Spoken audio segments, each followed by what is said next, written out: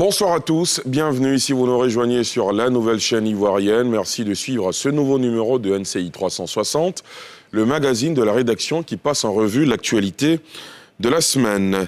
Ce soir, on parle justice et politique, précisément de l'acquittement par la Cour pénale internationale de l'ex-président ivoirien Laurent Gbagbo et Charles Blé Goudé. Un dossier ouvert il y a 10 ans devant la CPI, la Cour pénale internationale définitivement refermée. Qu'adviendra-t-il ensuite? Quels sont les enjeux juridiques et politiques de cet acquittement? Pour en parler, je reçois pour vous, chez vous, Maître Raoul Gouibi. Il est avocat. Autre avocat sur ce plateau, Maître Abdoulaye Ben Meïté, Dr Sylvain Nguessan, directeur de l'Institut de stratégie d'Abidjan, Dr Naïb Réignon, enseignant-chercheur en sciences politiques, Alafé Wakili, journaliste éditorialiste, directeur général de l'Intelligent d'Abidjan, enfin Sylvain Debaï, qui lui aussi est journaliste. Bonsoir à vous, chers invités, merci d'avoir accepté notre invitation. Bonsoir.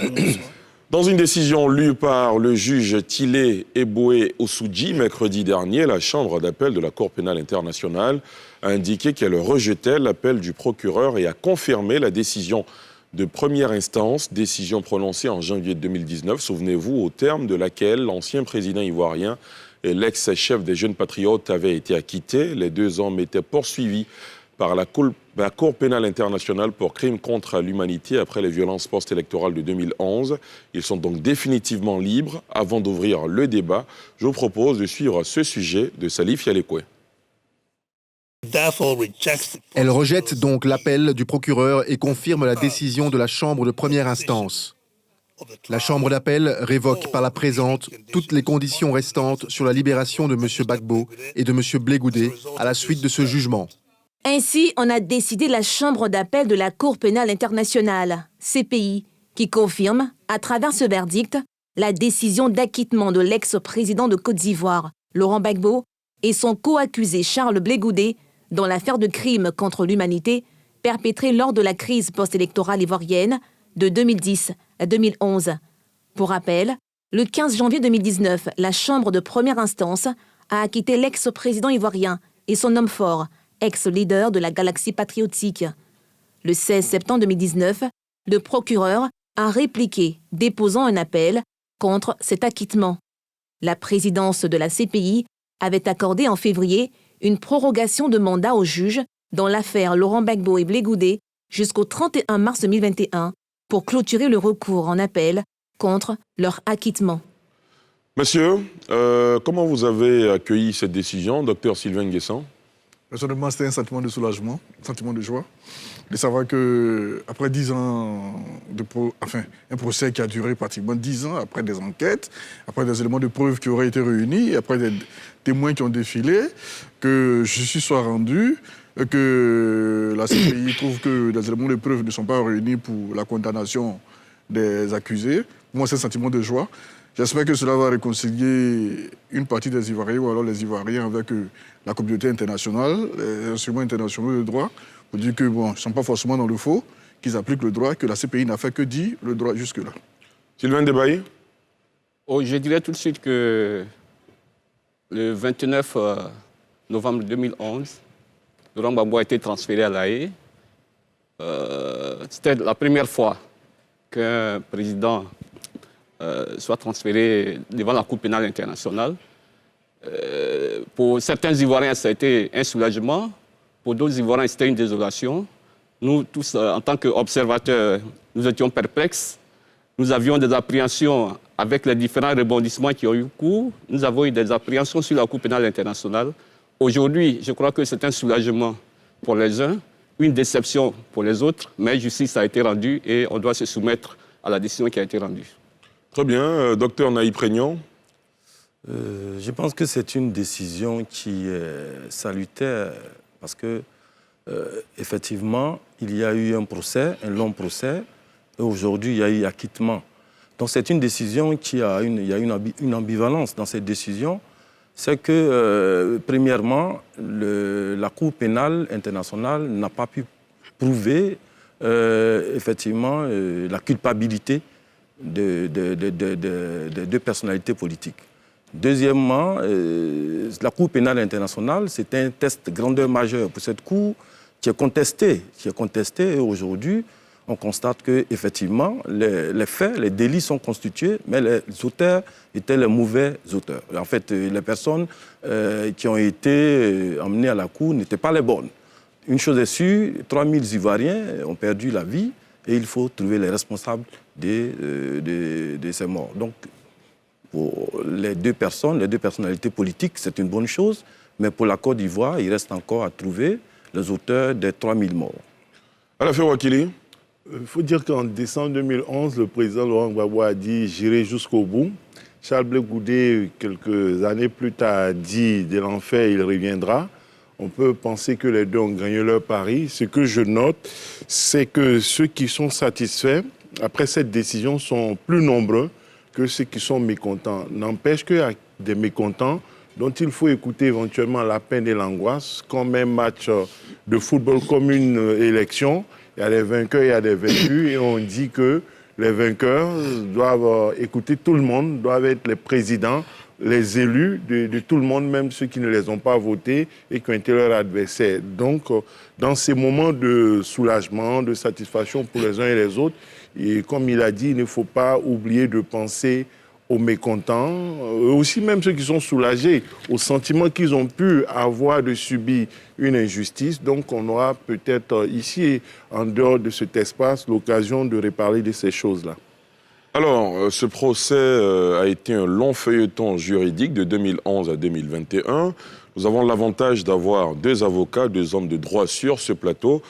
Maître Raoul Goïbi, quelles sont pour vous, tout d'abord, les leçons juridiques de ce procès ? Déjà, je tenais à vous dire merci de m'avoir invité sur ce plateau ce jour particulier pour nous les chrétiens catholiques, pour parler un peu de ce procès-là. Oui, je suis avocat, je fais partie du collectif des avocats de M. Charles Blé Goudé. Donc, juridiquement parlant, je n'ai pas ressenti de grande émotion, parce que c'est le contraire qui m'aurait étonné, dans la mesure où, dès le départ, nous avions donné l'assurance de ce que ce procès allait terminer ainsi. Déjà, quand les choses sont mal montées dès le départ, on a l'assurance qu'on va atteindre un tel résultat. Ce procès n'a eu lieu que seulement sur les charges. Comme vous l'avez dit, on n'est pas rentré dans le fond. On a redonné la possibilité à Madame la procureure Bensouda de revoir ses copies.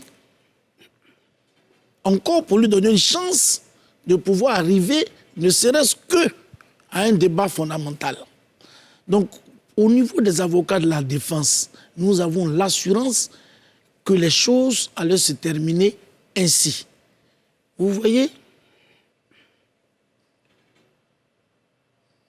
voici un procès qui a eu lieu pendant 10 ans, où on a demandé à la poursuite d'apporter des éléments pouvant justifier le maintien en détention de nos clients. Le premier juge a dit que de façon exceptionnelle, il n'a jamais trouvé de preuve aussi faible. Le second juge a dit qu'il n'avait même pas lieu de statuer sur une opportunité d'ouvrir d'autres débats parce que les éléments qui ont été envoyés devant la première juridiction ne devaient même pas permettre d'ouvrir un procès. Donc pour nous, les avocats, nous avions l'assurance, la certitude que ce procès-là allait être ainsi. Maintenant, au plan politique. On en parle dans la deuxième partie de l'émission. Je suis prêt. Alors, Maître Meïté, tout à l'heure, votre confrère, Maître Raoul Goïbi, disait « Le dossier de l'accusation a été mal monté ». Est-ce que vous partagez cet avis ? En tout cas, moi, je voudrais m'associer au remerciement de mon confrère quant à l'invitation qui nous a été lancée pour ce soir. Aussi, je voudrais souhaiter bonne fête de Pâques à tous les chrétiens et aussi à mon cher confrère, parce que je sais qu'il est chrétien. Et félicitations aussi, il est élu député. C'est cela. Allez, poursuivez. Merci. Alors, moi, je voudrais fait une lecture beaucoup plus technique de la question. Nous avons été invités en qualité d'avocats, ce qui suppose que nous devons nous abstenir des émotions personnelles pour rester plus technique. En ma qualité d'avocat, je retiens à travers ce procès l'état de droit. La Côte d'Ivoire a fait preuve qu'elle est un état de droit. Je vous souviens déjà qu'en 2003, précisément si mes souvenirs sont bons, c'était le 18 avril, où le président Laurent Gbagbo avait saisi la Cour pénale internationale pour solliciter sa compétence en Côte d'Ivoire. Cette compétence a été encore réaffirmée le 10 décembre 2010 par le président nouvellement élu, le président Alassane Ouattara. Donc c'est fort de cela que la Côte d'Ivoire a offert sa collaboration pour une enquête sérieuse sur toutes les atrocités perpétrées en Côte d'Ivoire. Et la Cour pénale internationale, le procureur de la CPI a donc eu l'opportunité d'enquêter en Côte d'Ivoire sans être gêné. À l'époque, c'était le procureur Ocampo. Ocampo. Et la Côte d'Ivoire a effectivement offert sa collaboration. Cela dénote de la volonté de créer un état de droit. Et le procès s'est tenu effectivement. Le parquet a été mis en situation d'établir la culpabilité des accusés. La Cour pénale internationale a demandé l'extradition, la mise à disposition de ces accusés, ce qui a été fait par la Côte d'Ivoire au moyen d'un arrêt rendu par la chambre d'accusation. Ils ont été extradés. Ils ont été mis à la disposition de la CPI. Donc, de mon point de vue, je voudrais féliciter les autorités de la Côte d'Ivoire pour avoir offert cette opportunité qui est gage de l'état de droit. Deuxièmement, je retiens que le procureur de la CPI n'a pas été en mesure de convaincre la Cour de la réalité des charges retenues contre ces accusés.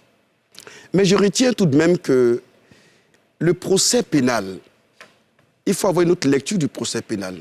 Laquelle? Une personne peut être acquittée, non pas parce qu'elle n'est pas coupable. Je l'ai dit, mais je pense quand même que je n'arrive pas à me faire comprendre par certains, et c'est heureux parce qu'ils ne sont pas des techniciens. Alors, un accusé, un prévenu, peut avoir commis des faits.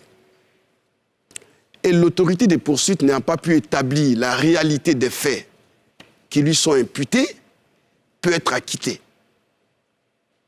Une personne peut être acquittée parce que les faits qui lui sont imputés sont chimériques. Donc, vous voyez, il y a différentes hypothèses. Donc, la vérité du droit, comme en l'espèce, on retient que le parquet, autorité de poursuite, n'a pas pu établir avec certitude la réalité des charges. C'est ce que je retiens. Alafé Ouakili. Moi, vous savez, quand j'ai eu le thème de cette émission, je suis retourné faire des recherches sur le statut de Rome. C'est près de 100 pages. Là, j'ai tiré 20 pages. J'ai relu à peu près tout rapidement et je regarde l'article 5. Les crimes relevant de la compétence de la Cour. La compétence de la Cour est limitée aux crimes les plus graves qui touchent l'ensemble de la communauté internationale. En vertu du présent statut, la Cour a compétence à l'égard des crimes suivants. Le crime de génocide, les crimes contre l'humanité, les crimes de guerre, les crimes d'agression. Moi, lisant cela, je peux dire, comme il dit de ne pas faire acte d'émotion, je peux dire, on peut avoir dans un conflit, dans une situation, 10 000 morts, comme on en a eu 3 000 ici, on peut même avoir 100 000 morts sans que cela ait résulté expressément d'un crime de génocide, sans que cela ait résulté d'un crime contre l'humanité, des crimes de guerre ou des crimes d'agression. Parce que quand on lit, au regard des preuves, la question du statut de Rome, à plusieurs reprises, il faut prouver qu'il y a eu de l'intention, il y a eu des actes délibérés. Et c'est sur ça que le procureur a souvent buté. La question qu'on peut aujourd'hui se poser, c'est que même si des personnalités ont pu être responsables des violences, des morts, est-ce que ce sont des crimes de guerre? Est-ce que ce sont des crimes de génocide? Est-ce que ce sont des crimes contre l'humanité? Est-ce que ce sont des crimes d'agression délibérés? Voilà la question qu'il faut éventuellement se poser si on veut sortir de l'émotion, parce que j'ai pris la peine de relire le statut de Rome. Je ne suis pas juriste, je ne veux pas me substituer aux juristes, mais je veux dire que c'est écrit suffisamment de façon accessible, de sorte que même avec un seul extrait de naissance comme diplôme, on puisse y comprendre des choses. Pendant qu'on y est, vous pouvez lire l'article 9 qui définit un peu le crime d'agression. Oui, l'article 9, l'article 9, si vous permettez, je le trouve dans mes notes. C'est important mettre ces notes-là pour que tous puissent participer au débat. J'ai lu l'article 5, non? Oui, le 9 doit pas être voilà, le 9, voilà, 8, je suis, bon, voilà, le 9, je me mélange. Bon, on va retrouver tout à l'heure. Très bien, alors on va retrouver l'article 9, le temps pour Dr Naïb Regnault de faire des précisions. Oui, tout à fait. Moi, je suis d'avis avec Alafé. Maître Meïté a effectivement situé le cadre juridique. Effectivement, les faits reprochés aux deux personnalités politiques étaient tellement graves que si on s'en tient à la décision d'acquittement, on se demande bien comment le dossier a été ficelé. On ne va pas jouer les techniciens, mais on sait que la Cour pénale a été saisie. Qui l'a saisie? Le procureur a mené des enquêtes. Aujourd'hui, la Cour pénale, dans les tests de la Cour pénale, la charte. Dans la charte, il est marqué que la Cour pénale a pour ambition de participer à l'état de droit, de lutter contre l'impunité, voilà, et de prévenir des crimes. Après 10 ans, si on acquitte des personnalités, je vais dire que c'est un échec de la Cour pénale, parce qu'on se demande bien comment le dossier a été monté, comment il a été ficelé, et puis Certains disent que c'est un échec pour la procureure. Vous dites que c'est un échec pour la Cour en général. En réalité, la Cour elle-même, elle a un problème de crédibilité depuis sa création. Depuis 2002, la Cour a un problème de crédibilité. Même les pays les plus importants du Conseil de sécurité de l'ONU, il y a certains pays importants qui ne font pas partie de la Cour. Et donc, la Cour devait faire ses preuves avec cette affaire. Biden vient d'élever la sanction américaine. Peut-être qu'il va faire adhérer l'Amérique. Bon, d'accord. Tout compte fait, les États-Unis ne font pas partie, la Chine non plus. Il y a des pays importants qui refusent. Aujourd'hui, avec l'affaire Gbagbo-Blegoudé, on aurait certainement voulu que les 3000 Ivoiriens qui sont morts puissent comprendre pourquoi ils sont morts, qui les a tués. Et donc, en réalité, je pense qu'effectivement, il y a un échec de la procureure, mais il y a un échec de tous les acteurs qui ont participé au déclenchement de l'action publique. Parce qu'il y a quelqu'un qui a saisi la Cour pénale, le procureur ne s'est pas autosaisi. Enfin, les techniciens vont nous dire. Qui a dit que Charles Blé Goudé et M. Gbagbo étaient les auteurs? Maintenant, le procureur a mené son enquête. Il y a eu des enquêtes, il y a eu plusieurs choses qui ont été faites. Donc, la question, c'est, au niveau du droit, certainement le droit a été dit, mais comme on le dit, au plan social, il faut qu'on arrive effectivement à trouver. Parce que la Cour pénale est claire, il y a eu 3000 morts. Il y a eu crime contre l'humanité. Mais ça n'a pas été prouvé, voilà. C'est ça le problème. Non, c'est la responsabilité de M. Gbagbo et M. Charles Blé Goudé. Cette responsabilité n'a pas été prouvée. Mais au niveau des infractions, les spécialistes sont là. Non. Je pense que si... Alors, on le laisse terminer à la fin. Si les charges ont été confirmées, c'est parce que la Cour estime qu'il y a eu effectivement infraction. Maintenant, il faut lier les infractions aux auteurs. C'est là que la procureure n'a pas pu. En tout cas, à ma connaissance. Oui, à la fin. La lecture superficielle que j'ai faite fait ressortir l'intention et la volonté délibérée, d'où le plan commun, pour dire c'est orchestré. On a tout ça dans ces crimes-là, il faut que ce soit orchestré, il faut que ce soit prémédité. Bon, quand il y a eu 3000 morts là, est-ce qu'il y a eu une préparation de ça? Est-ce qu'avant l'élection, avant la crise, on pouvait délibérément savoir que nous allons perdre l'élection? Si nous perdons, nous allons faire ça et comme le procureur le disait à un moment, rester coûte que coûte au pouvoir, de façon délibérée et de façon intentionnelle. C'est ce que le procureur n'a pas pu prouver. Or, ça c'est un élément important. Voilà. D'accord. Oui, Raoul Goïbi. Mais ce n'est même pas le chèque de madame le procureur ni de la CPI, c'est le chèque du gouvernement qui était en place au moment où nos clients partent à la CPI. Pourquoi? Quand vous écoutez mon confrère vous dire qu'ils ont été extradés, vous voyez la difficulté déjà, on ne peut pas extrader son national.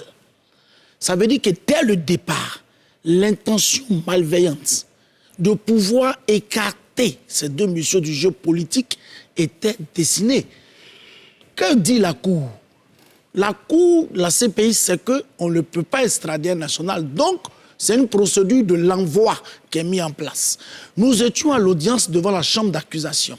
Nous avons dit au président de la chambre d'accusation quel est le fondement juridique qui vous permet de remettre Charles Blé Goudé à la CPI. Donnez-nous un texte.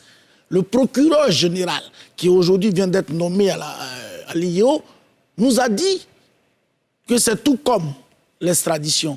On lui a sorti qu'il n'y a pas d'analogie en droit. Parce que quand Laurent Gbagbo demandait de reconnaître la CPI dit que chaque nation doit établir à l'Assemblée nationale un texte pour adapter. Aujourd'hui, je suis content que l'avocat de l'État de Côte d'Ivoire, Abel Meïté, dit que c'est une extradition. On ne veut pas extrader son national. Ça, c'est un. Tous les témoins, 1500 témoins donnés à Madame le procureur, elle s'en est limitée à 60 parce qu'elle était fatiguée de voir des gens qui étaient venus en pèlerinage. Elle se limitée à 60, mais nous n'avons même pas fait passer nos témoins. Voilà un procès comme ça. Et on parle de l'échec de Bensouda. Non, c'est le chèque de ce gouvernement, ce ministère de la Justice, qui a enrôlé des témoins à Boboué, à Bobo, pour les amener là-bas. Aujourd'hui, c'est eux leur échec. Alors, c'était pour leur montrer que quand la justice elle est vindicative, on arrive à ce résultat-là. Maître Abdoulaye Ben Meïté, vous êtes mis en cause tout de suite. Est-ce que vous avez l'impression que c'est un échec, comme l'indique Maître Raoul Goïbi? Je pense que c'est un échec du procureur, de la CPI. Vous savez, il faut transcrire les choses telles que c'est. Il faut éviter les amalgames. Nous ne sommes pas ici pour faire un coup de droit. Mais je pense que mon confrère, il sait pertinemment quelles sont les parties à ce procès. La question se pose à ce niveau. Deuxièmement, quand il me dit que M. Laurent Gbagbo et Charles Blé Goudé ne devaient pas être mis à disposition de la CPI, je pense qu'il n'est pas cohérent. Voici un État sous Gbagbo qui invite une cour étrangère à venir enquêter sur son territoire. C'est pour aller à un dîner gala après ou quoi? Lorsque cette cour mène des enquêtes, c'est pour établir des responsabilités. La Côte d'Ivoire, en offrant à la Cour pénale internationale le droit de venir enquêter en Côte d'Ivoire, admet par là même qu'elle a même de tirer toutes les conséquences. C'est ce que la Cour a fait, premièrement. Deuxièmement, ce n'est pas la Côte d'Ivoire qui a choisi Laurent Gbagbo ou Charles Blé Goudé. Non. C'est la Cour pénale internationale qui a décerné un mandat contre les deux, dans le cadre de leur enquête. Et la Côte d'Ivoire... Selon ce que Maître Raoul Goïbi disait, oui, c'est que c'est l'État de Côte d'Ivoire qui a saisi la CPI pour... C'est une erreur. Ce que je dis, il n'a qu'à dire les choses telles que c'est. En 2003, sous la plume de l'ancien président Laurent Gbagbo lui-même, himself, la CPI a été invitée à enquêter en Côte d'Ivoire. Compétence reconnue, alors même qu'on n'est pas signataire du traité de Rome. En 2011, le président Alassane Ouattara a confirmé cette volonté de l'État ivoirien de composer avec la CPI. C'est sur la base de cette volonté de l'État de Côte d'Ivoire que l'enquête a été menée. Et l'enquête a été menée par le parquet international. Ce qui a donné lieu effectivement à l'interpellation de M. Laurent Gbagbo, qui avait été visé par le mandat qui a été décerné. Donc ce n'est pas la Côte d'Ivoire. Il faut arrêter de dire des choses qui ne sont pas exactes. Ce que je voulais quand même préciser. On me dit que c'est le ministre de la Justice qui a enrôlé des témoins. Mais je pense que c'est encore grave. Plus grave parce qu'il s'agit effectivement d'un confrère avocat. Ce que je sais, c'est qu'à la CPI, il y a 3 parties. Il y a le procureur de la CPI, qui est l'autorité de poursuite.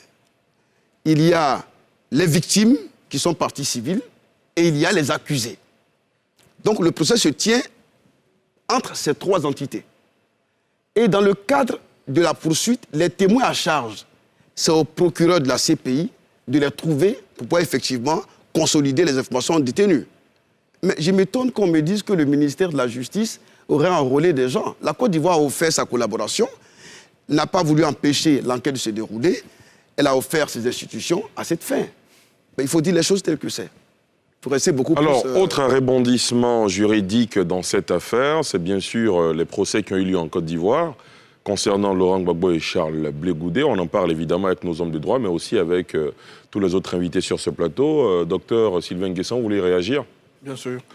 Bon, on se pose des questions. En 1999, déjà, il y avait eu le fameux film documentaire Côte d'Ivoire poudrière identité. En 2003, le chef d'État de la sous-région avait déjà dit, au sorti de Makoussi, que le président Laurent Gbagbo finirait devant la CPI. Comment? Que le président Laurent Gbagbo finirait devant la CPI. On est en quelle année? 2003. Au regard de ce film de 1999, des propos d'un chef d'État de la sous-région d'alors, en 2003, on se demande si finalement il n'y avait pas déjà une trajectoire bien définie qui propulsait le président Laurent Gbagbo devant la CPI. Est-ce qu'il n'y avait pas, en réalité, une certaine ligne qui avait été définie par certaines parties au conflit en Côte d'Ivoire, faire coûte que coûte, condamner ou alors faire perdurer loin de la Côte d'Ivoire le président Laurent Gbagbo, de sorte à ce que, plus ou moins, il soit mis hors du jeu politique pendant un certain moment, ou alors qu'il prenne sa retraite politique au sorti du conflit de 2011. Pour revenir à la question que vous venez de poser, le procès qu'il y a eu en Côte d'Ivoire, on parle de casse de la BCEAO. Ce serait une bonne chose qu'il y ait des enquêtes sur les casses de la BCEAO. Pour rappel, il y a eu la casse de la BCEAO de Mans, de Bouaké, de Korogo. En tant qu'Ivoirien, citoyen ivoirien, je serais bien heureux qu'il y ait des enquêtes et qu'on sache réellement ce qui s'est passé dans aussi bien ces trois agences de la BCEAO que celle d'Abidjan. Le président Laurent Gbagbo a été, je crois, condamné à 20 ans de prison au sorti de cette accusation pour ce qui est de la casse de l'agence de la BCEAO, l'agence nationale du plateau. Bon, le président Gbagbo, je crois, pour ce que j'ai lu dans les médias, encore on prend tout ça avec des pincettes puisque nous autres, on n'avait pas accès à lui, il a toujours dit qu'il souhaiterait rentrer en Côte d'Ivoire pour faire face à cette condamnation. Pour certains, ce procès intervient, en tant qu'analyste politique, ce procès intervient dans une période où la procureure Bensouda était déjà en difficulté. Elle avait du mal, comme Alafé le disait, ils avaient du mal à établir la relation qu'il fallait entre le président Laurent Gbagbo et tous ces crimes qui ont été commis de sorte à le condamner. Pour l'observateur que je suis, je me pose encore des questions. Est-ce que ce procès n'a pas eu lieu en octobre-novembre 2018-19 Est-ce que l'intention réelle, ce n'était pas une condamnation de sorte à ce qu'il ne soit pas éligible à la présidentielle d'octobre 2020? Étions-nous forcément dans le droit ou alors il y avait encore une fois de plus une question que vous posez ou c'est une affirmation? Une intention politique derrière ce procès. Dès lors qu'il y a une intention politique derrière le procès, on serait en droit de se poser des questions si c'est le droit qui a été dit ou alors si c'est d'autres choses qui ont prévalu. Très bien. Debaï, pardon. Oui. Je crois qu'on ne va pas refaire l'histoire du procès, mais sur certains propos qu'on entend ici, on doit quand même réagir. Quand Maître Ben m'était dit que ce n'est pas la Côte d'Ivoire qui a envoyé Laurent Gbagbo à La Haye, moi je m'étonne. Je m'étonne parce qu'il a dit tout à l'heure les différentes péripéties de la sollicitation de la CPI dans notre crise. 2003, Laurent Gbagbo qui sollicite la CPI. 2011, le président Alassane Ouattara qui sollicite la CPI. Maintenant, entre les deux sollicitations, nous sommes là pour constater que c'est celle du président Ouattara qui a été suivie, puisque en 2003, quand Laurent Gbagbo a demandé à la CPI de venir enquêter, la CPI n'a jamais enquêté. En 2010, sur la base de la crise de ce qui s'est passé, la CPI est venue enquêter. Alors ici, il y avait bien un gouvernement qui était en place en Côte d'Ivoire. C'est ce gouvernement-là qui était à la base de tout ce qui a été ficelé comme dossier. Fatou Bensouda n'était pas en Côte d'Ivoire ici, elle n'a jamais vécu notre crise. C'est sur la base des documents qui lui ont été remis qu'elle a pu monter ces dossiers et qu'elle a pu trouver des témoins. Elle n'est pas ivoirienne, elle ne sait pas comment les choses se passent ici. Mais il y avait quand même des relais ici, et les relais, c'était l'État de Côte d'Ivoire. Donc on ne dise pas que l'État de Côte d'Ivoire y était pour rien, que des gens sont venus ici prendre Laurent Gbagbo pour aller avec lui. Bon, ça, on ne peut pas, en tant qu'Ivoirien, en tant qu'observateur, on ne peut pas être d'accord. Aujourd'hui, le procès qui a eu lieu, il y a eu un résultat. Laurent Gbagbo et Blé Goudé ont été acquittés. Il faut qu'on tire les leçons. Il faut qu'on dise qu'à un moment donné, il faut que ça s'arrête. Parce que des gens qui ont été criminalisés, On a dit que c'était des criminels qui n'allaient plus jamais revenir. Ils sortent lavés de tout soupçon. Je pense que c'est sur cette base-là qu'il faut tirer les leçons et puis regarder l'avenir. À la fin. Voilà. Lorsque ils pointent la responsabilité du gouvernement, on peut peut-être leur en donner acte, en prendre acte. Et en même temps, relativement à la question sur la BCAO, poser le problème dans les thèmes suivants. Nous sommes en 2010, début 2011, il y a une élection, il y a la communauté internationale, il y a une crise post-électorale. Et il est estimé que le président Gbagbo n'a pas gagné. Lui, il estime qu'il a gagné sur la base des décisions du Conseil constitutionnel. Et une série de sanctions est lancée. Et face à cette situation et aux menaces, sanctions économiques et financières, avec notamment les fermetures des banques, une réquisition est faite. Une réquisition est faite dans les formes légales à l'époque, mais il est considéré, lui, comme dans une situation d'illégalité et d'illégitimité qui ne lui donne pas le droit d'agir. Lui, il estime que c'est normal, il est président de la République, il est responsable. Il assume sa responsabilité dans le cadre d'une mission que le peuple lui avait déjà confiée et le peuple lui a renouvelée.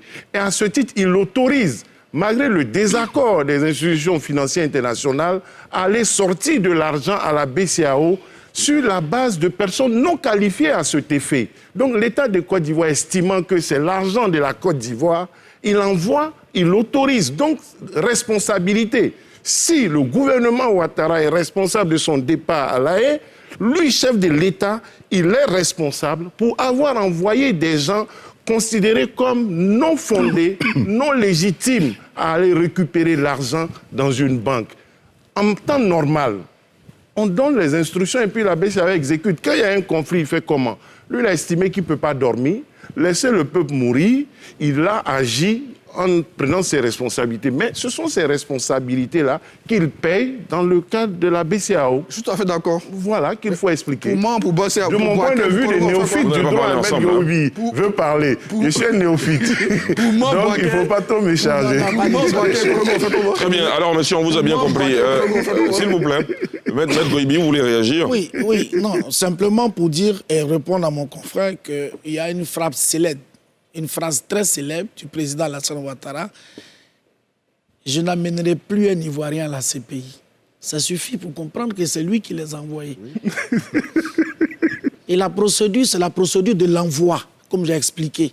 Parce qu'on voulait éviter l'extradition quand on est national. Donc, qu'on arrête de nous dire c'est la CPI qui a voulu enquêter, nous on a collaboré. D'accord, on va dépasser ce débat. Non, ce que je voudrais... Oui, c'est un point important que vous avez soulevé. Et sur le plateau, je crois que c'est M. Sylvain Guessin qui a soulevé.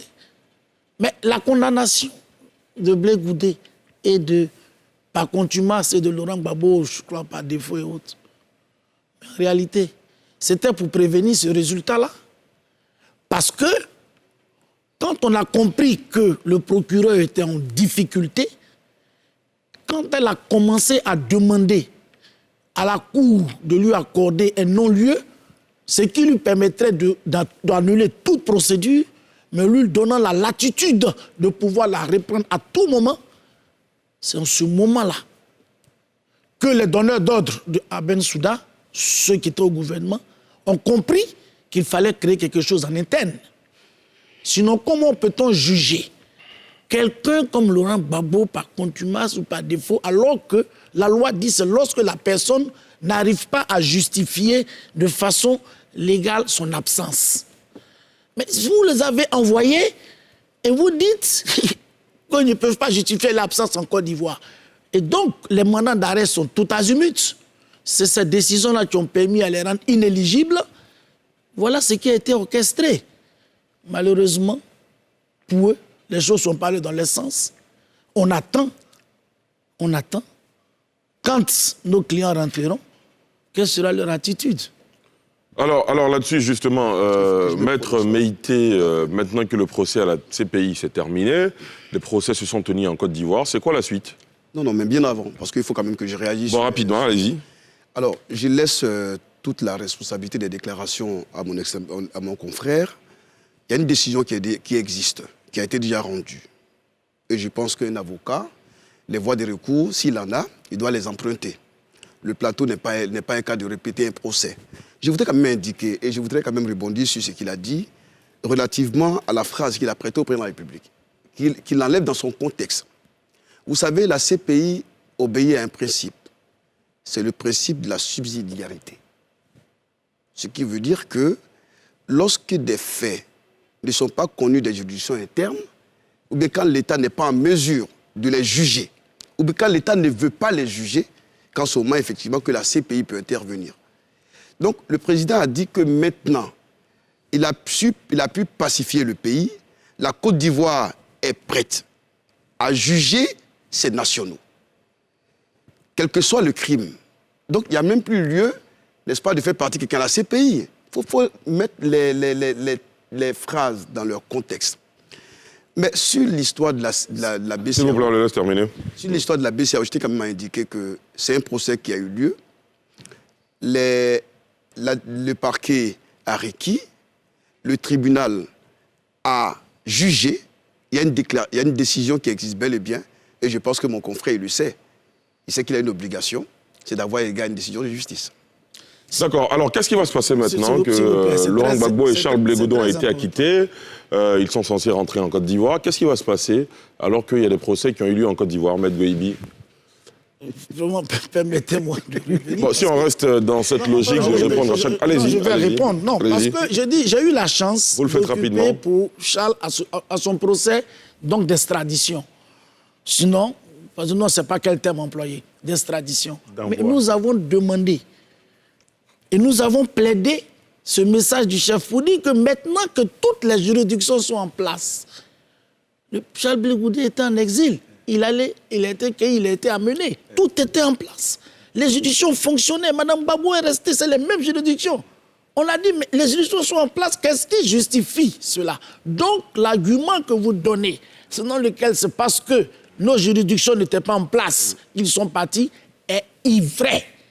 Ce n'est pas vrai. Et donc, on va passer à autre chose. Je dis c'est une justice vindicative et on accepte ça comme ça.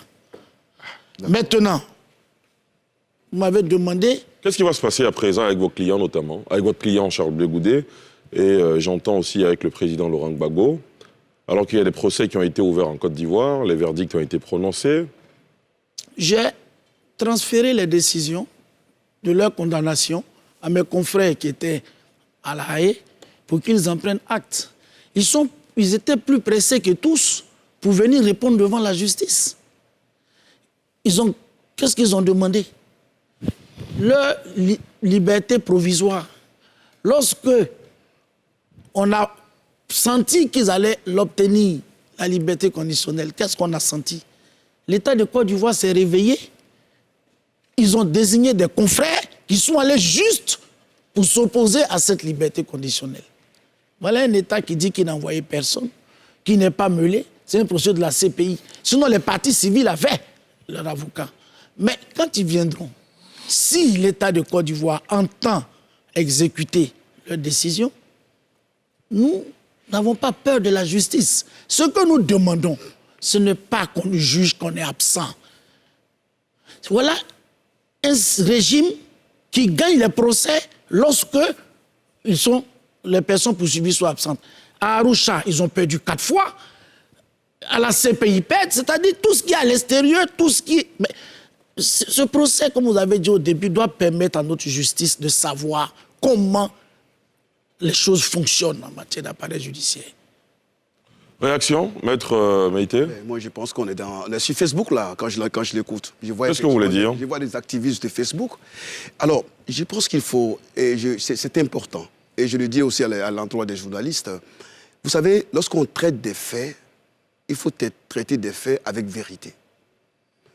Il faut éviter le folklore. Le folklore engagé, ainsi que ce livre, mon confrère, pour qui j'ai beaucoup de respect. Je suis heureux quand même qu'il puisse quand même reconnaître que la Côte d'Ivoire n'était pas partie à ce procès. Ça, déjà, c'est tout à son honneur. Contrairement à ce qui se raconte sur les réseaux sociaux, la Côte d'Ivoire, effectivement, à un moment donné, après l'acquittement des accusés, suite à l'appel du parquet de la CPI, le procureur Bensouda a pu obtenir que la liberté accordée effectivement aux accusés en conséquence de leur acquittement soit réduite, soit conditionnée. Et c'est en réaction au cours du procès en appel que les accusés ont sollicité de la CPI, de la chambre d'appel, que ces conditions soient levées. Et il sait bien qu'il existe dans le statut de Rome que des parties tierces, des personnes tierces, puissent intervenir devant la cour pénale. On les appelle les amis de la cour. C'est dans ce sens que l'État de Côte d'Ivoire qui avait l'intérêt. Parce que, mais figurez-vous, en Côte d'Ivoire, il y a des victimes. Il y a des personnes qui restent encore mutilées. La Côte d'Ivoire a estimé que faire droit à cette requête de la défense était source d'inquiétude, de troubles en Côte d'Ivoire. C'est pour ça que la Côte d'Ivoire a sollicité une intervention volontaire qui a été accordée. Et c'est au cours de ce procès auquel nous avons représenté la Côte d'Ivoire que nous avons estimé, donnant des informations à la Cour que voici l'État en Côte d'Ivoire et que cette liberté totale n'était pas la solution à l'état actuel des choses. Il fallait relativiser. Et je pense que la Cour a suivi la Côte d'Ivoire dans ses observations, puisque la requête qui a été déposée par la défense a été rejetée. On est bien d'accord. Il nous parle d'Arusha. Je ne sais même pas quel procès vous avez gagné à Arusha. Parce que quand il parle d'Arusha, il est en train de faire effectivement, il est en train de faire du vous-là. Parce qu'à Arusha, ben, il faut le dire aussi, à Arusha, les dossiers, que ce soit le dossier de la CEI, mais nous avons gagné le dossier de la CEI, cher ami. Il faut reconnaître les choses. Et nous avons estimé que la Cour africaine des droits de l'homme n'avait pas à s'inviter pour prêter secours effectivement à votre cause. Puisque naturellement, il fallait qu'on le dise. Mais dites-moi aux yeux effectivement que l'un des avocats des demandeurs a pour associer le président de la Cour africaine des droits de l'homme. Est-ce que vous l'avez dit aux gens? Très bien. Il faut arrêter. On vous a bien entendu. Alafé Ouakili, vous voulez réagir? Maître Goïbi parle de justice. Je pense que Maître Ben Ablaye Meïté a félicité ses confrères, les avocats dont il fait partie, de Charles Blé Goudé et du président Gbagbo, pour leur victoire. Et la justice en Côte d'Ivoire, c'est les juges, mais c'est aussi les avocats. Donc il ne faut pas prendre seulement ce qui est mauvais. Vous êtes avocat, vous avez gagné à Charles Blé Goudé et le groupe, ça aussi c'est la justice ivoirienne. Il ne faut pas dénoncer forcément des décisions qui ne plaisent pas et puis dire que la justice ivoirienne est totalement négative. Il y a des avocats comme vous, comme lui, qui font de la fierté de la justice ivoirienne qu'il faut mettre dans la balance, puisque vous avez gagné. Vous aussi, vous êtes le visage de la justice ivoirienne. Donc, quand vous dites que la justice ivoirienne est totalement négative, vous en faites le procès, ne pensez pas que vous en êtes exclu. Je voulais faire cette remarque pour dire il faut mettre aussi les avocats dans la balance, bon ou mauvais. Cela dit, que va-t-il se passer désormais? Je pense qu'on est dans la phase politique, que certains avaient déjà amorcé et annoncé, mais qui n'avaient pas plu à d'autres personnes.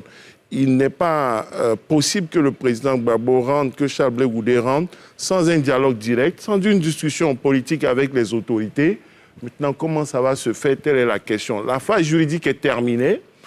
Même s'il y a encore des procédures, il faut maintenant poursuivre la phase politique qui avait déjà démarré à travers des discussions pour lesquelles le président Gbagbo avait mandaté les responsables de son parti. Ils ont rencontré le gouvernement.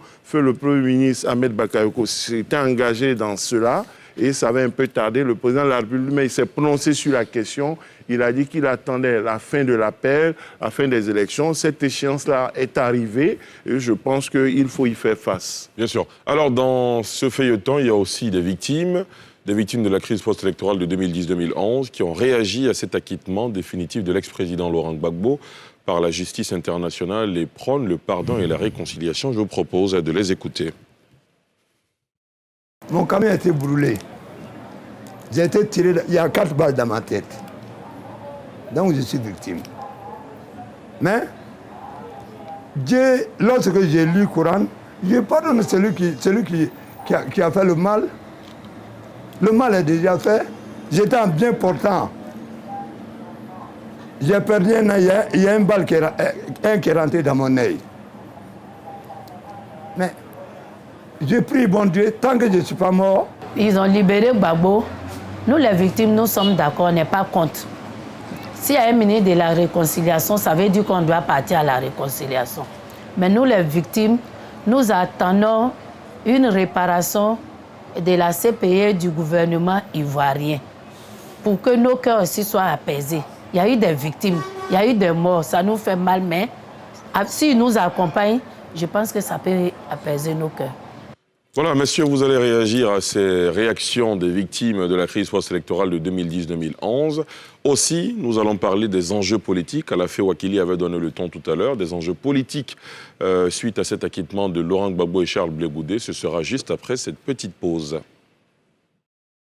Sur le plateau de NCI 360, ce soir, on parle justice et politique, précisément de l'acquittement par la Cour pénale internationale de Laurent Gbagbo et Charles Blé Goudé, acquittement prononcé cette semaine, mercredi dernier précisément. On a parlé dans la première partie de l'émission des enjeux juridiques de cet acquittement, suite à cet acquittement. On va à présent parler des enjeux politiques. Alafé Ouakili donna le ton tout à l'heure. Naïb Régnon voulait réagir. Oui, tout à fait. Effectivement, il y a une rationalité politique de ce procès. Effectivement, on le dit toujours, il ne peut y avoir de justice, il ne peut y avoir de réconciliation sans justice. La justice a été dite. 10 ans, les personnalités en question ont été acquittées. Je pense que c'est le temps, effectivement, de la réconciliation, parce que même le gouvernement ivoirien l'a dit, il ne peut pas avoir de réconciliation sans justice. La justice a été dite. Je pense que c'est le moment, c'est le temps que les Ivoiriens se parlent. Aujourd'hui, il est important de prendre en compte, par exemple, le rapport de la CDVR qui a mentionné qu'il y a eu des morts dans tous les camps, il y a eu des responsables qui ont été identifiés.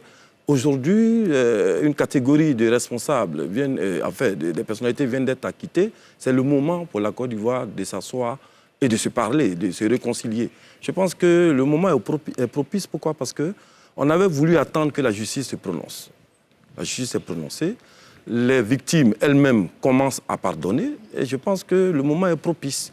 Le moment est propice parce que ces personnalités-là polarisent la vie politique ivoirienne. C'est-à-dire que la Côte d'Ivoire politique est polarisée par des personnalités comme le président Gbagbo, le président Charles Blé Goudé, et monsieur Charles Blé Goudé.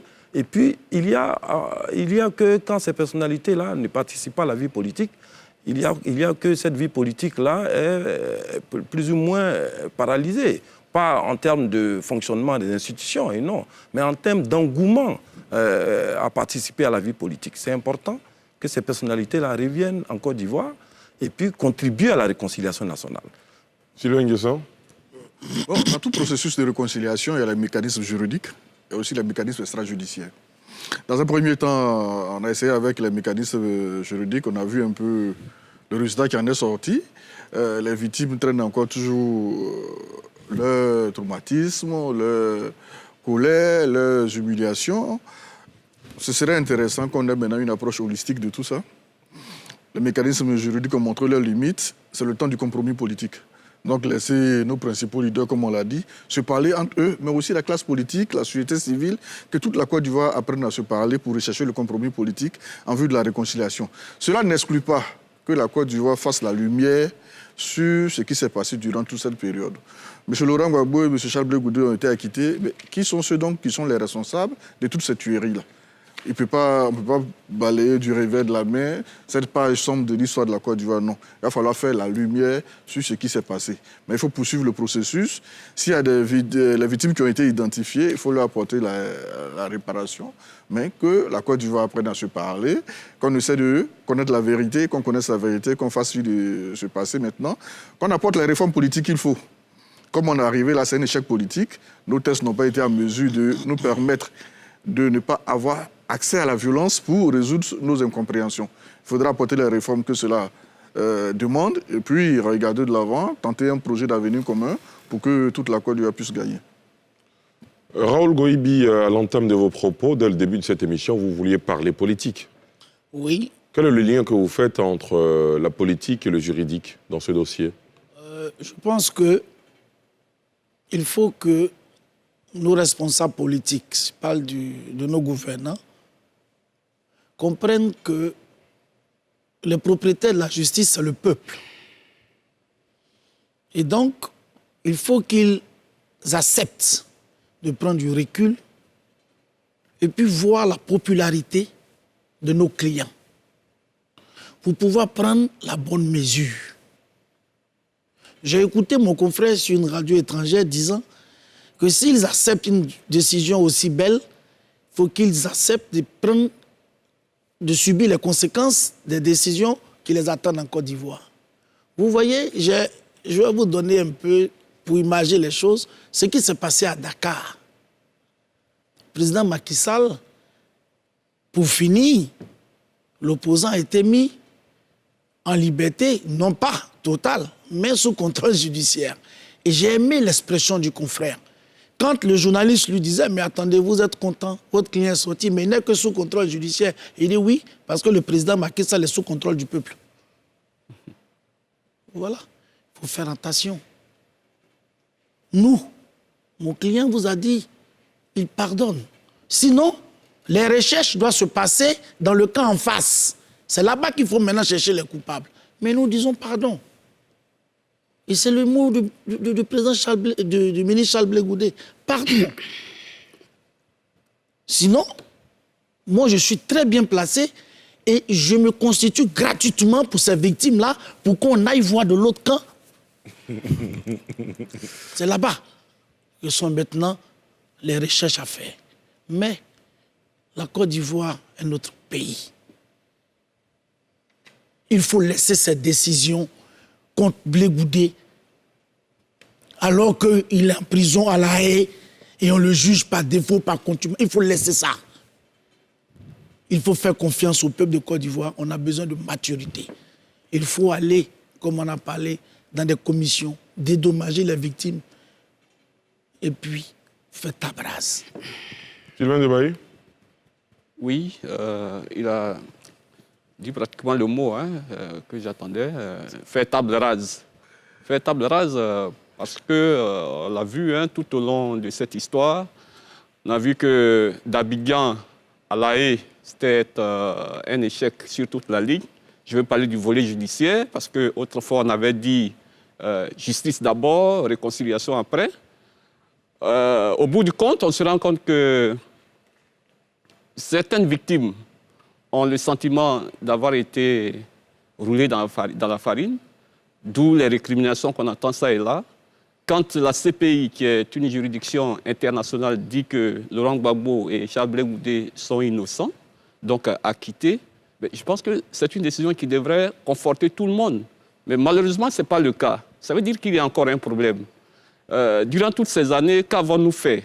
Est-ce que nous avons cherché à réconcilier les gens? Est-ce que nous avons cherché à soulager ces victimes-là pour qu'au sortir de ce long procès-là, des gens pensent encore qu'il y a un sentiment d'impunité, etc. Ce qu'il faut faire, à mon avis, c'est la question que vous avez posée, et après? Et après, je crois que c'est Charles Blé Goudé qui l'a dit, il faut avoir le triomphe modeste. Maître Goïbi est là, son client a gagné, mais il ne se met pas dans un triomphalisme, parce que nous savons tout ce qui s'est passé en Côte d'Ivoire. Il faut reprendre notre histoire. Il faut savoir que nous avons un destin commun. Nous avons la Côte d'Ivoire en commun. Et donc, plus que jamais, il faut arrêter maintenant de remuer le couteau dans la plaie et de voir toujours Charles Blé Goudé et Laurent Gbagbo comme des criminels. Aujourd'hui, le jugement qui a été rendu révèle ce que les juristes pourraient appeler l'autorité de la chose jugée. On ne pourra même plus dire ici que Gbagbo ou Blé Goudé sont des criminels. Ça pourrait être poursuivi quelque part si on veut être rigoureux. Mais je pense qu'il faut laisser tout cela. Ce n'est pas de consacrer l'impunité, ce n'est pas de rester là, ne pas voir clair dans ce qui s'est passé, dans qui a bombardé le marché Siaka Kodé d'Abobo, qui a tiré sur les 7 femmes qui marchaient. Ça, c'est notre histoire. Il faudra qu'un jour, dans un cadre beaucoup plus approprié, qu'on se regarde droit dans les yeux et qu'on se dise la vérité et qu'on mette, en tout cas, tout cela dans le compte du passé. Mais surtout, moi, ce pourquoi je plaide surtout, c'est de voir du côté des victimes. Mais toutes les victimes, pas les victimes d'un camp, toutes les victimes. Chacun a été victime à sa manière en Côte d'Ivoire. Et ça, c'est la responsabilité de l'État. Que va faire l'État de Côte d'Ivoire pour que cette dame, qu'il a dit tout à l'heure, si on dit quelque chose pour nous, si on réagit pour nous, là, ça peut nous soulager. Je crois que c'est une voie à suivre. Il faut faire quelque chose pour que toutes ces victimes-là, d'Abobo, de Guitrozon, de Carrefour et tous ceux qui sont tombés au cours de cette crise, leurs ayants droit puissent trouver quelque chose quand même pour être soulagés. Moi, ça, c'est vraiment ma position. Très bien. À la fin. Oui, tout à l'heure, il a soulevé justement une des 4 situations du procureur. Il parlait d'Abobo. C'est des faits qui ont existé. Et ces faits-là, je crois, à l'époque, le gouvernement avait annoncé l'ouverture d'une enquête. C'est notre histoire, ça a existé. Maintenant, la question est de savoir si ça fait l'objet d'une préméditation et d'un plan commun. C'est-à-dire, au moment où à Bobo, on tire à des femmes qui meurent, est-ce que 2 jours avant ou plusieurs jours avant, il y a eu une réunion pour dire faisons ça, tuons-les pour rester au pouvoir? Voilà le problème. Il y a eu des crimes, les faits se sont déroulés. Mais est-ce qu'elle n'a pas pu le démontrer? Mais est-ce qu'il fallait choisir cette voie-là? C'est aujourd'hui, avec le recul, la question qu'il faut se poser. Il y a eu des violences à l'Ouest, il y en a eu partout dans le pays, il y a eu des gens qui ont été mutilés. Mais est-ce que ces mutilations faisaient partie d'un plan commun, prémédité, orchestré, pour rester coûte que coûte au pouvoir et préparé de longue date avec des acteurs de façon intentionnelle? Ou bien c'est des faits dans le cadre de la défense de l'ordre public qui sont arrivés des éléments collatéraux qu'il faut sanctionner comme tels et non faire passer pour des éléments relevant de 4 situations d'un plan commun, comme a tenté de le démontrer le procureur. Voilà le problème. Très bien. Alors, on a effectivement entendu Charles Blé Goudé répondant aux questions de l'un de nos confrères. Non, pas du tout. Répondant aux questions d'un de nos confrères en disant il faut le pardon, il demande pardon lui-même au chef de l'État, au gouvernement, aux Ivoiriens. Est-ce que vous avez l'impression, docteur Naïb Prégnon, que c'est la voie à suivre finalement? Oui, déjà, je pense que... Que de part et d'autre, on se dise, bon tiens, il faut faire table rase et passer à autre chose. Est-ce que c'est votre point de vue? Je pense que M. Charles Blé Goudé, dans son discours, il a dit des choses intéressantes. Il dit qu'il demande pardon aux Ivoiriens. Je ne demande pas pardon.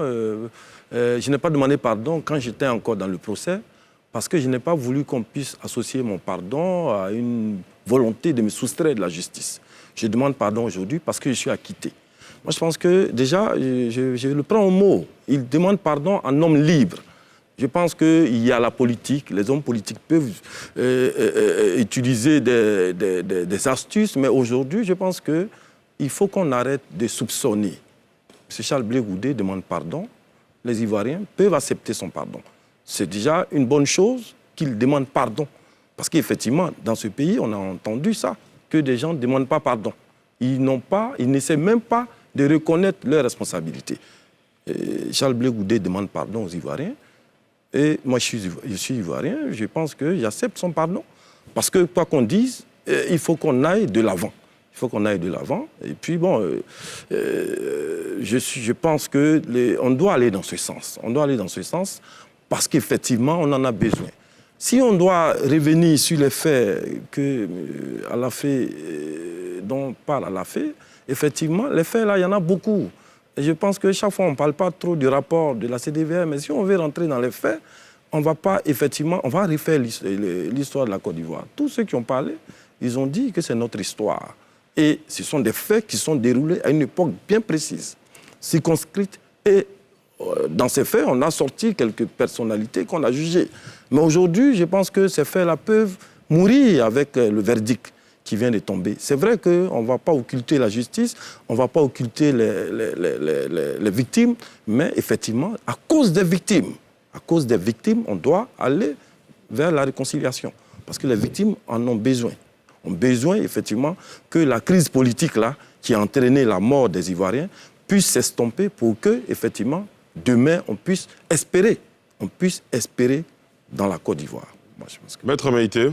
Oui, en tout cas, moi, je me serais abstenu volontiers d'intervenir sur ce chapitre, parce que nous avons été invités en qualité d'avocat, mais je n'oublie pas aussi que je suis un acteur de la vie politique. Donc, ma qualité de parlementaire, je ne peux pas ne pas donner un avis sur la question. Mais je voudrais, bien avant, demander à mon confrère d'être en phase avec la perception de son client. Il a dit qu'il faut avoir les tripes modestes. Je pense que ce n'est pas ce à quoi on assiste ici. Mais je vais quand même indiquer aussi que les décisions de justice sont relatives. il faut qu'ils le sachent. On a le sentiment que M. Charles Blé Goudé et Laurent Gbagbo sont acquittés de tout. Mais non, c'est une erreur. C'est une erreur. Ils sont acquittés de crimes de guerre, crimes contre l'humanité. Le plus grave. Non, attention, ils sont acquittés de crimes de guerre et de crimes contre l'humanité. Pour que ces infractions puissent se réaliser selon le pan du procureur de la CPI, il faut qu'il y ait l'existence, qu'on puisse démontrer l'existence d'un plan commun, ce qui n'a pas été démontré. Ça ne veut pas dire que s'il y a un viol, il y a un vol, il y a un meurtre qui ne peut pas être poursuivi. Si ces crimes ne sont pas prescrits, il faut faire attention.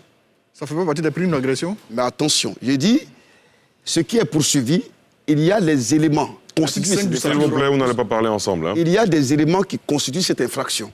Notamment, la base, il faut qu'il y ait l'existence d'un plan commun pour que ces crimes puissent être réalisés.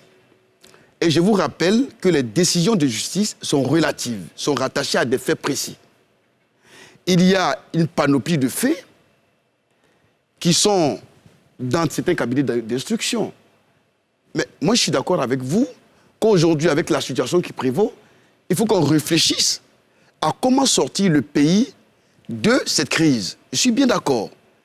Mais encore faut-il que les acteurs, en présence des victimes, aient le triomphe modeste. Quand on vous dit, par exemple, qu'il y a une décision de justice qui est là, et que des avocats que nous sommes les premiers, comme il a si bien indiqué, nous sommes les premiers à jeter le discrédit sur nos propres décisions. Décisions rendues contre des personnes qui ont intérêt à créer les conditions d'une vraie réconciliation pour apaiser les cœurs. Je voudrais quand même indiquer qu'à ce jour, et je suis bien d'accord, je suis bien heureux, et je tenais à féliciter, sincèrement, je tenais à féliciter M. Charles Blé Goudé, à sa sortie, qui a eu le profil bas. Pour moi, c'est gage d'un lendemain meilleur. Si ces déclarations relèvent de la sincérité, je n'ai pas de raison d'en douter. Mais au total, je pense que l'État de Côte d'Ivoire aujourd'hui a besoin de créer des conditions de tranquillité. Mais ça ne doit pas se faire aussi au détriment des victimes. Je suis bien d'accord qu'on puisse se poser la question, mais qu'est-ce qui s'est passé? Qu'est-ce qui s'est passé? Parce que si on ne se pose pas cette question, il va de soi qu'on sera toujours là à rechercher pour dire non, comme chez nous, on n'a pas été condamné, ça est dans l'autre camp.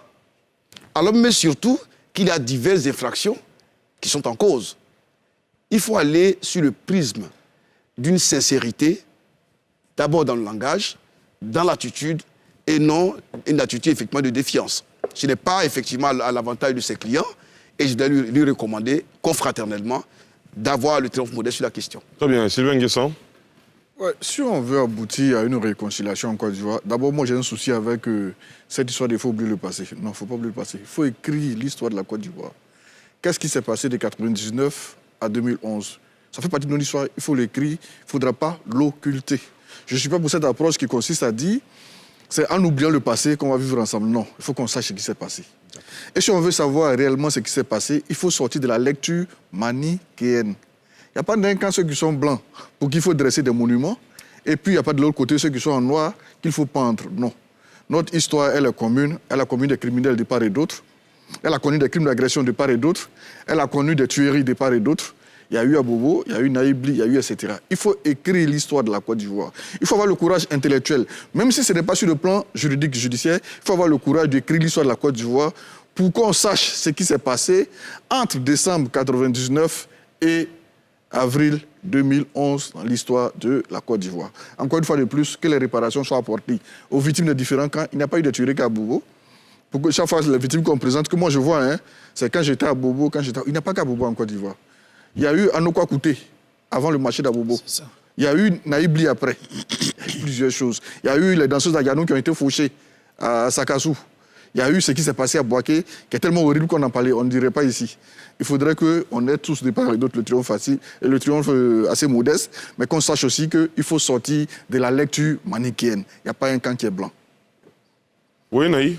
Je voulais juste dire effectivement que même aujourd'hui, on n'est pas encore à l'abri du mandat de la CPI. Donc ça dépend de notre posture. Dans les tests même de la Cour pénale, il est prévu que quand le pays arrive à surmonter sa crise et qu'il y a effectivement une justice réparative, la CPI se garde de poursuivre encore des personnalités. Au mieux, elle estime que si on a réussi à régler notre problème, on va en citer les faits, c'est-à-dire que les situations de crimes, il y en a beaucoup. En réalité, si on veut les citer, je pense qu'on n'aura plus de papiers pour délivrer des mandats. Mais la CPI elle-même prévoit un mécanisme pour dire que si vous arrivez à vous entendre avec le modèle de l'Afrique du Sud, si vous arrivez à vous entendre et que nos mandats vont venir envenimer la situation, on se garde de faire des mandats. On vous laisse régler le problème. Si ça peut consolider l'état de droit, si ça peut vous permettre d'évoluer, mais tant mieux. Nous, on vous encourage. Donc, ce n'est pas forcément on n'a pas dit qu'il faut oublier, mais il faut qu'on puisse reconnaître, s'asseoir, reconnaître, et puis les victimes vont pardonner.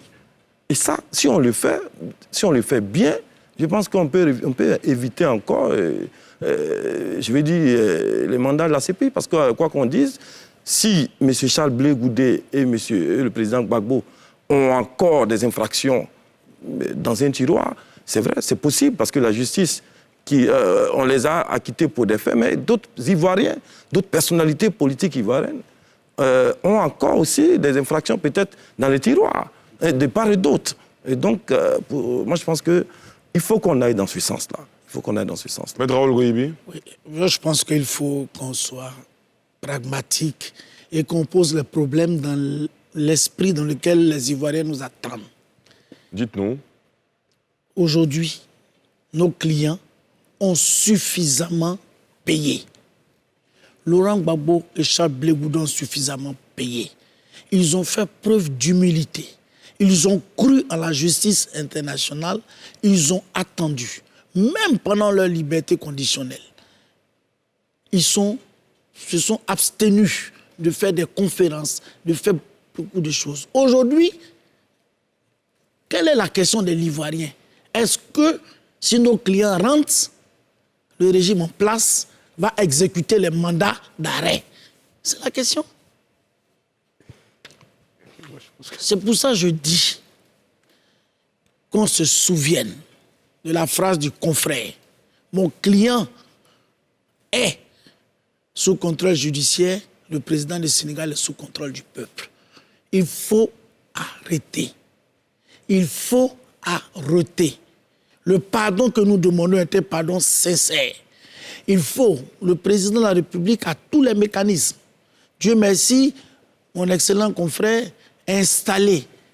Il peut faire une proposition de loi d'amnistie. C'est de ça qu'il s'agit. Il faut éviter. La question, c'est est-ce qu'ils seront arrêtés? S'ils sont arrêtés, qu'est-ce qui va se passer? S'ils ne sont pas arrêtés, qu'est-ce qui se passera? Voilà la vraie question. Pour aller à la paix, il ne faut pas qu'on les arrête. Il faut pardonner. Alafé Ouakili. Je pense que les problèmes seront réglés avant qu'ils prennent l'avion et arrivent à Abidjan pour qu'il n'y ait même pas cette possibilité. Il peut l'amener à Congo, hein, ce monsieur-là. Pour qu'il n'y ait même pas cette possibilité. Mais ce que je veux dire, Ahmed, c'est que pendant que lui pose cette question, nous, journalistes, on écoute aussi des choses. Il y a des gens qui imaginent, il y a une peur de part et d'autre. C'est-à-dire, est-ce que s'ils viennent, ils vont être arrêtés? Mais en même temps, il y a d'autres qui pensent que Laurent Gbagbo arrivant, c'est 1 million de gens dehors, disant que le vrai président arrive, allons-y au palais. Le président arrive, allons-y au palais, allons-y déloger Alassane Ouattara, qui est le préfet de la France, qui n'a pas gagné. Donc, il faut aussi parler aux gens. Oui, lui, il parle de triomphe modeste, qui demande pardon, mais il faut aussi rassurer et parler aux gens, parce que ce n'est pas aussi facile. Il y a des gens qui ont peur. Moi, j'ai toujours donné l'exemple de la RDC, où un autre auréolé qui a gagné à la CPI est rentré dans son pays, Bemba, et ça n'a pas changé. On m'a dit, Gbagbo n'est pas Bemba, tu le banalises. J'ai dit non, Bemba, il a quitté la CPI, il est rentré dans son pays, il n'y a rien eu. Il y a des gens qui veulent se faire peur ou qui font peur que Gbagbo n'est pas Bemba. S'il vient, ah là, Abidjan est gâté. Non, rien ne sera gâté et la vie va continuer. Il ne faut pas avoir peur. Il faut le dire aux gens, il ne faut pas avoir peur. Voilà, moi, c'est ma posture. Mais il y a des gens qui ont peur. Et il faut pouvoir leur dire de ne pas avoir peur. Il faut pouvoir les rassurer pour dire que quand Blé Goudé demande pardon, c'est sincère, qu'il y a la repentance qui est là-dedans et il ne s'agit pas de revenir faire la même chose, de venir dire il n'y a rien en face. Voilà, les données ont changé. Il y a un nouveau pouvoir qui est là, il y a une nouvelle réalité qui est là 10 ans après. Il y a bien quelque chose en face désormais. À travers vous, votre inquiétude qu'il soit arrêté, il y a quelque chose en face. Donc il faut régler tout ça avant d'arriver à Abidjan. Voilà. Oui, en tout cas, moi, je voudrais que, comme il a dit, qu'on arrête de se faire peur. Aujourd'hui, pour l'État de Côte d'Ivoire, le président Laurent Gbagbo était un citoyen ordinaire, comme tout le monde, un ancien chef de l'État, comme M. Charles Blé Goudé. Donc, il faut quand même que le discours qui est tenu après cet acquittement soit que les partisans s'approprient ce discours. Mais malheureusement, vous savez, sur les réseaux sociaux, ça peut dénoter de l'esprit qui prévaut. Et c'est en cela que je voudrais demander aux journalistes surtout d'avoir d'abord l'information. Parce qu'il y a des journalistes qui sont plus activistes que les journalistes. Hein, j'en connais qui se pavanent tout le temps sur les réseaux sociaux, mais qui donnent des informations erronées, qui ne savent même pas de quoi ils parlent. Et il est toujours en première ligne en train de... Maintenant, on défend les avocats et la justice, mais il ne faut pas profiter et laisser les journalistes. Non, je le dis, pourquoi? Non. Parce que si vous n'avez pas la bonne information, vous ne pourrez pas informer suffisamment, former aussi les masses. Ça, c'est de deux. Ce que je voudrais aussi préciser, c'est que pour nous, le principe, et il le sait autant que moi, une décision de justice doit s'exécuter.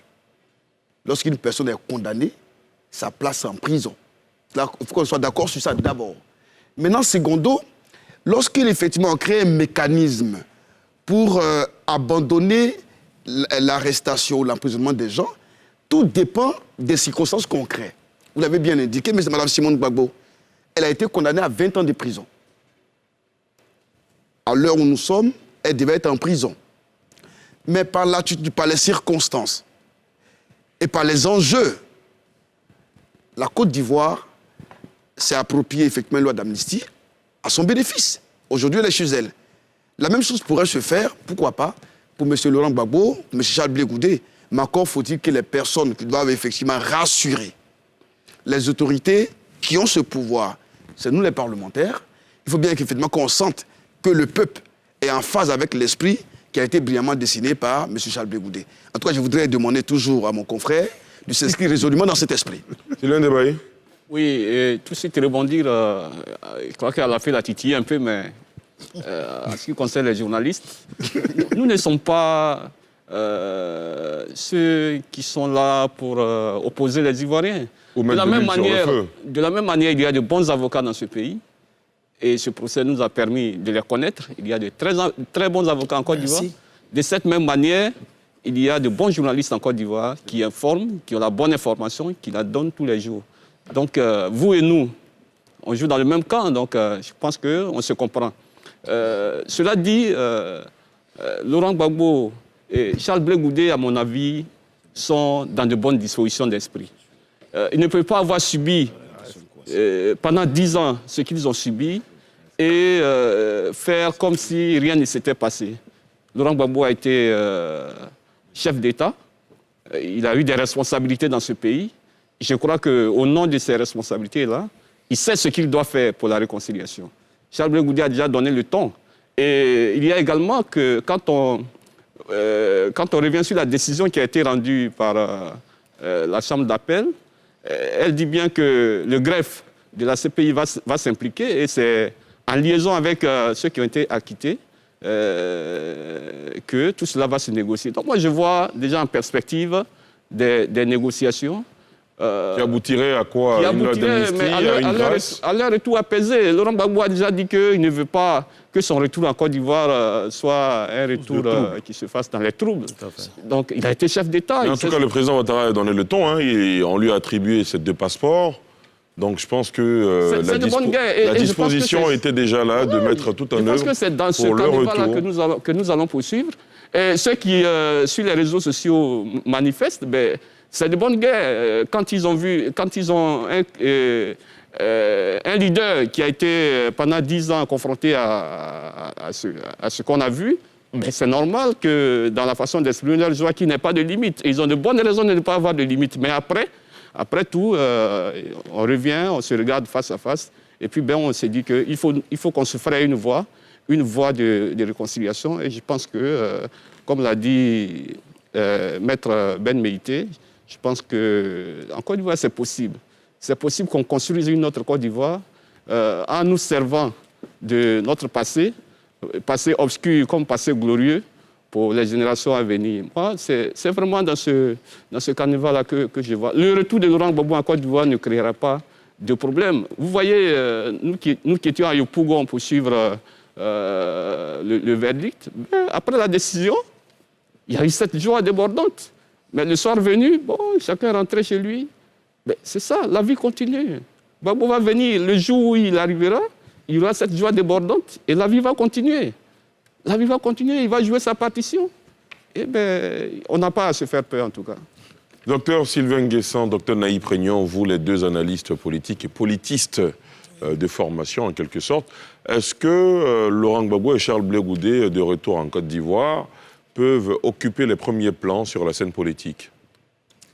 Oui, mais je voulais juste dire à Maître Ben Meïté, je souhaiterais qu'aujourd'hui, il y a l'avocat, mais les dossiers, les poursuites, je pense que, il est député.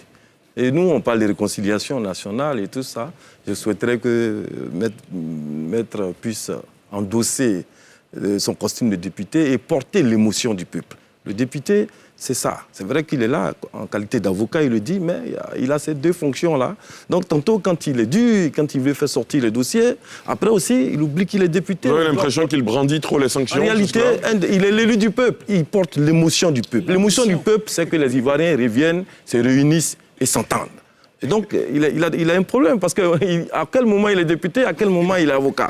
Donc, c'est juste pour le titiller, mais je pense que l'avocat et le député, il comprend ce qu'on veut dire. Maintenant, concernant ces deux personnalités, je pense qu'on ne va pas se le cacher.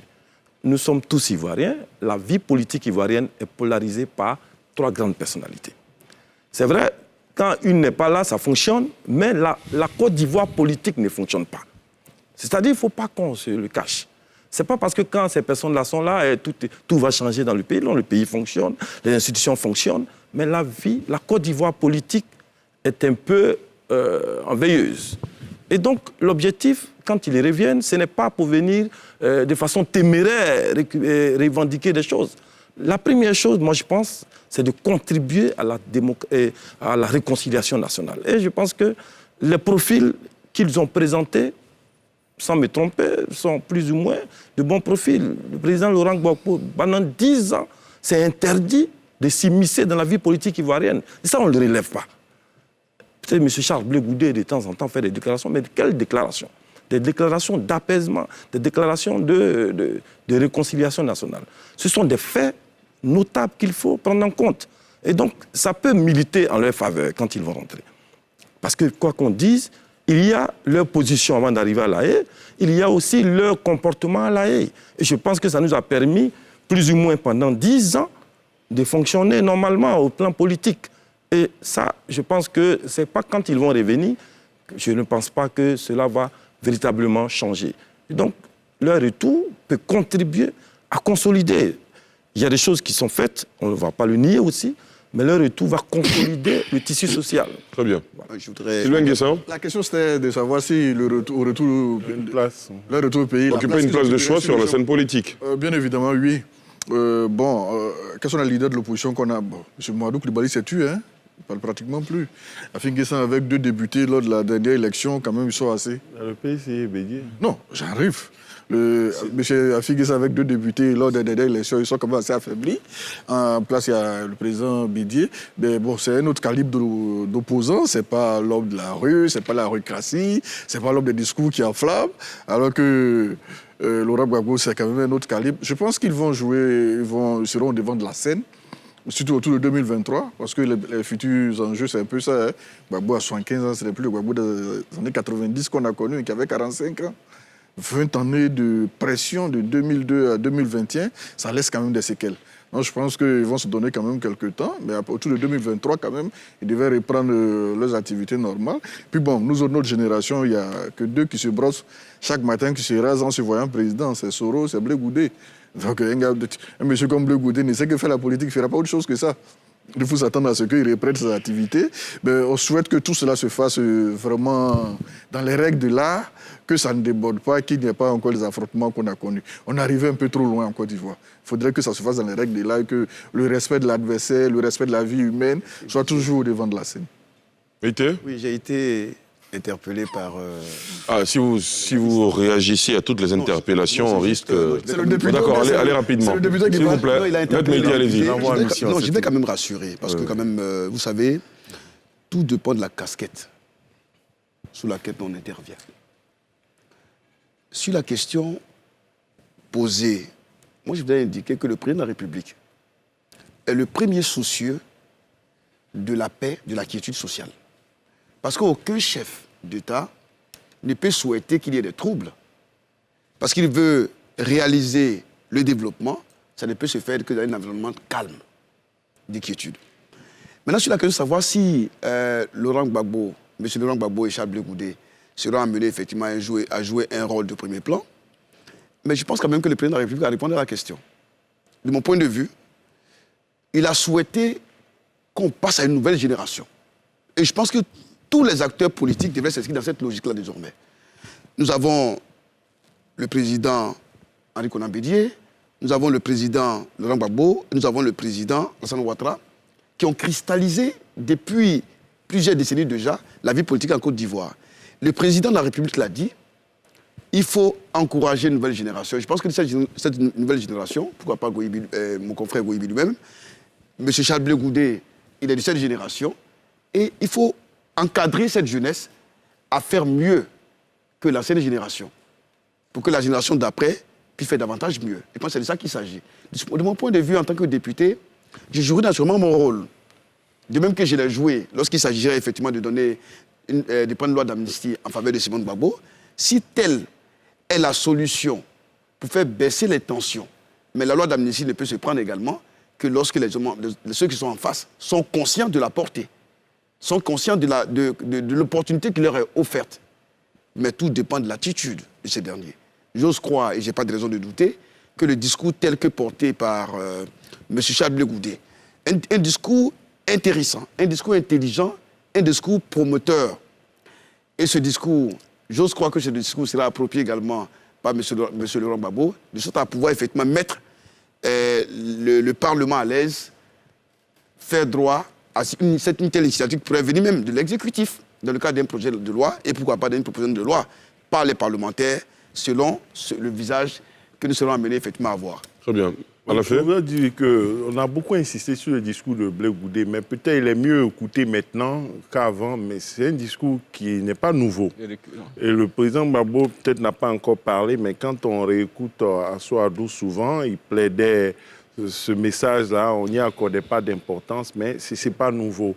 Et même un jour, à un meeting du PDCI, Assoadou a pris la parole, il a tendu la main au RHDP au moment où le PCI Guikaoué était encore violent. Il dit leur place est là, il faut qu'ils viennent. Donc ce n'est pas nouveau. Cela dit, moi je veux faire noter qu'ils étaient en prison, ils étaient dans la souffrance, il y avait la compassion, il y avait de la solidarité. Maintenant ils sont libres, comme vous, comme maître, comme libres. Donc plus personne ne leur fera de cadeaux.